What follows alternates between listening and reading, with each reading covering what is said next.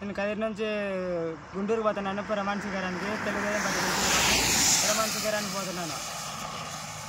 ఎన్ని రోజుల క్రితం బయలుదేరినా? నేను నిన్న పొద్దున్నే 5 గంటలకు బయలుదేరినా, శనివారం పొద్దున్నే. మధ్య వాళ్ళు చేస్తున్నారు, నేను చేసుకుంటున్నా, సహాయపడుతాను. పార్టీ వాళ్ళు కానీ సహాయపడుతున్నారు.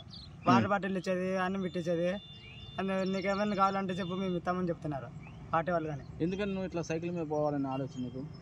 ఇప్పుడు సైకిల్ తెలుగుదేశం పార్టీ అంటే మాకు ఇష్టమా, అందుకే సైకిల్లో పోవాలని. నీ మొదటి నుంచి తెలుగుదేశం మేము ముందు నుంచి తెలుగుదేశం పార్టీనే. జనార్దన్ ఇప్పుడు మన చంద్రబాబు నాయుడు ముఖ్యమంత్రి అయినాడు కదా 2024లో, అట్లా ఆడికి వెళ్ళిపోవాలా. మీకేమైనా ప్రత్యేక అపాయింట్మెంట్ ఏమైనా ఉందా? ప్రత్యేక అపాయింట్మెంట్ అయితే లేదు. అప్పుడు చంద్రబాబు కదిరికి వచ్చినప్పుడు అయితే మా కందుకుంట వెంకటప్రసాద్ ఎమ్మెల్యే ఉన్నాడు కదిరిలో, ఆయన పిలిచిరామని చెప్పినాడు. ఎంత మీ కదిరిలో ఎమ్మెల్యే గారు ఎంత మెజారిటీతో గెలిచారు, ఏంటి పరిస్థితి? మా కందుకుంట వెంకటప్రసాద్ తక్కువ మెజారిటీనే గెలిచినాడు. ఎవరి మీద గెలిచారు? మొగ్గబోలి భాష మీద. ఇట్లా మీరు ఒక్కరేనా?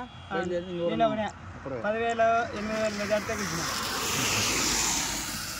ఒప్పందం లేదా ఏం లేదా, ఏడు ప్రోగ్రామ్ ఉంటే అడిగేది. సైకిల్ మీద వెళ్తారు ఎంత దూరం అయినా? ప్రమాణ స్వీకారం కాబట్టి గుంటూరు పోతున్నావా?